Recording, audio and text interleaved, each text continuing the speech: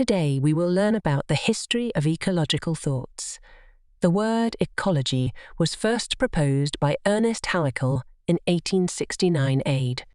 Ecological thoughts are also understood as ecological thinking or environmental thought.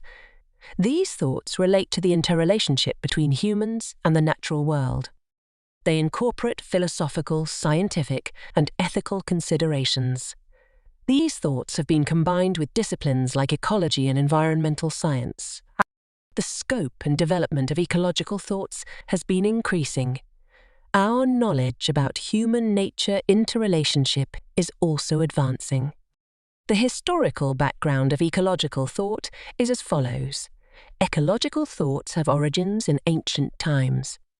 Indigenous cultures and Eastern philosophies advocate living in harmony with nature. The conservation movement is an early example of ecological thought. The conservation movement began in the 19th century. It's increasingly clear we must harmonize with nature due to visible environmental effects. Environmentalism is a component of ecological thoughts. Modern environmentalism emerged in the 1960s and 1970s.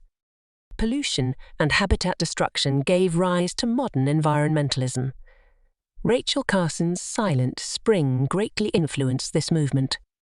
Environmentalism aims to protect biodiversity and control resource and pollution balance. Deep ecology and ecocentrism emerged from ecological thought in the late 20th century. Deep ecology views life and nature as interconnected and does not separate humans from nature. Sustainability and systems thinking involve interdependent social, economic, and environments. Consideration of future generations is vital for fulfilling their needs. Concepts like resilience, adaptive management, and ecological restoration are.